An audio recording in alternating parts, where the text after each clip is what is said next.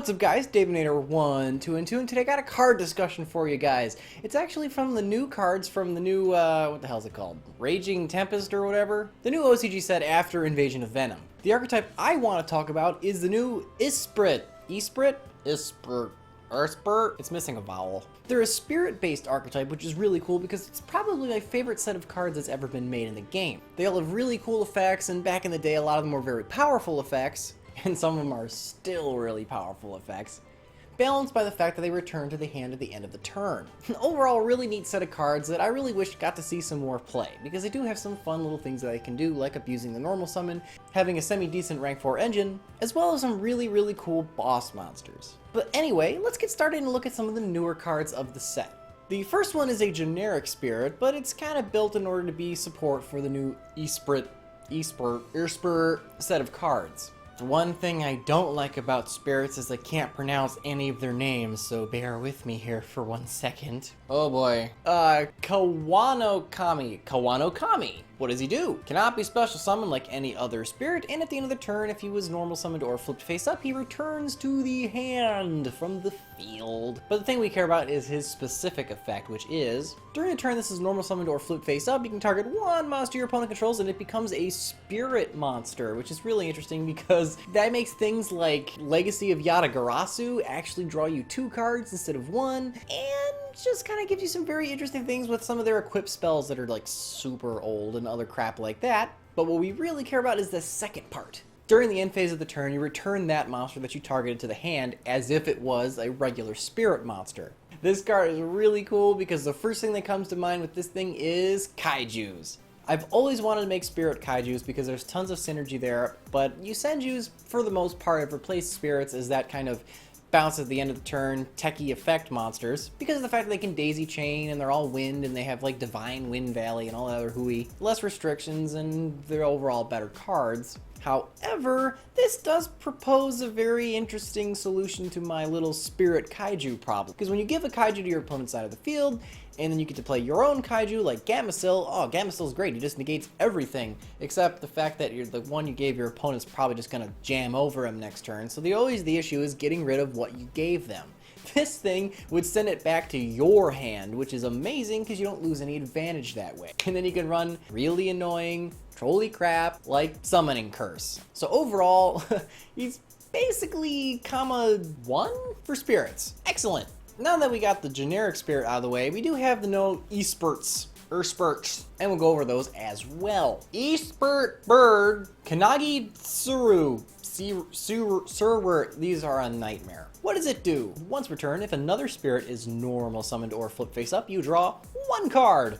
That is really neat because spirits do have an in-theme double summon monster in Nikotama. Sure, it's like the other way around. You'd kind of want to play Nikotama second in order to get a card, but you need Nikotama on the field first in order to get the guy on the field too. So, Brilliant Fusion, which is really trolly because you can send another Nikotama to the grave, and Nikotama anytime it hits the grave, as long as you control spirit, draws you another card. So, hey, you draw like 2-3 cards in a turn simply by just playing spirits. God, I wish Lavalval Chain was still around. Again, at the end of the turn, he bounces like any other spirit. It's also a wind, which is important because the only other wind spirit that we have, I'm pretty sure, is banned. I'm sorry, Yada. And that attribute will come in handy much later. Currently, one of the Ispurts is a little tiny thumbnail in a post, and you can't actually read what it does, but it is a ritual monster, which is very interesting. However, we do know the other ritual monster that's being added to the archetype. Oh boy, here we go. Ispurt Lord Haiku Kujaku. What does it do? Well, it's a level 8 ritual monster that's also a spirit, which is kind of counterproductive if you think about it, because rituals need to blow hand advantage with their ritual spell in order to play to the field, and they're just going to summon right back to the hand at the end of the turn, which seems like a giant waste of advantage. However, this card is actually pretty good. When it hits the field, you can bounce 3 monsters your opponent controls. What? It's essentially a main decked Mistworm that's probably a lot easier to summon with things like pre-preparation of rites. Holy crap! So who cares if it's going back to your hand at the end of the turn? You just completely wasted your opponent's field, especially if they have a bunch of extra deck monsters. It's also up to 3, which means you don't have to play it when they have 3, so it's not like it'll be dead anytime. Unless I guess they have no monsters. But at 3k attack, if they have no monsters, it's just going to slam into them. But here is the kicker. You can special summon one spirit monster from your hand if you do the bouncy effect. It has to be level 4 lower, so you can't do the trolley like dragon one and then attack their life points and draw 5 or some bullshit, which would actually be good. However, it being a level 4 lower isn't a problem because you're probably going to be playing Nikotama or Erotama, which would give you your extra normal summon or a search from the deck. Which, now that I think about it, as I'm going over the combos in my head, would be how you'd get Nikotama on the field after playing the wind one I just talked about and then drawing more combos. And yes, it can special summon a spirit from the hand because it ignores its summoning conditions. Basically saying, I know every spirit says you can't special summon, just let it slide. Interesting thing is, though, when this thing bounces at the end of the turn, it does leave 2 tokens in its wake, so you're not left with just essentially nothing on the board. They're Wing Beast Wind level 4s. You could probably synchro with them or some jank. And because there's a ritual monster, you have to have a ritual spell. It's pretty standard ritual spell, doesn't do anything fun in the graveyard like a lot of the new ones have been doing. It just summons the 2 ritual monsters of this archetype. It does name them, however, which is important because that means you can use it with pre-preparation of rites. The one specific thing that it does do, however, is you can banish spirit monsters from your graveyard as the cost, that's kind of cool because spirits aren't special summonable. When they hit the grave, they're pretty much stuck there unless you can somehow get them out with, I don't know, Emerald or something. So yeah, you might as well use them for this thing's summon. And the last thing they do have is a new continuous spell, specifically for the E-Spurts cards. The Spurt cards, the Spurts.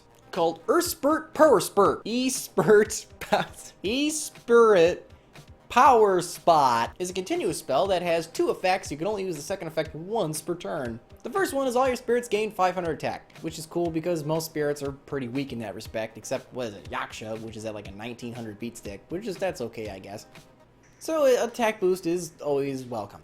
But the thing that we really care about is the second effect. When a wind monster is returned from the field to the hand, kinda a la Divine Wind of the Mist Valley, you can add 1 spirit monster from your deck to your hand or 1 ritual spell. It fails to specify an Urspurt ritual spell, so you could essentially search anything, which is unusual, I suppose, but unless you're playing Yosenju Kaiju Lord of the Red, deck profile coming soon, there's really not much synergy there outside of the E-Spurt deck. Or is there? Overall, I'm really glad to see Spirits getting some legacy support because, frankly, they are one of my favorite archetypes of all time. They have tons of draws, trolley combos with things like Yugioh, Izanami, I'm a Nazi spelled backward. One of the cards that invented the ban list. There's just so many fun cards in this archetype, and I'm glad to see them probably going to be able to be pretty good because rituals, for some reason, somehow, in 2016, are a viable summoning condition.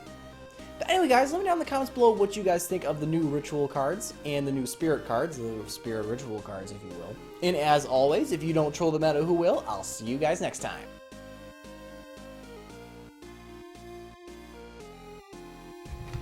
Nurse burn. Hashtag. Yugioh. Hashtag, I don't know, F. Ampersand things. Yugimons. Oh, yeah.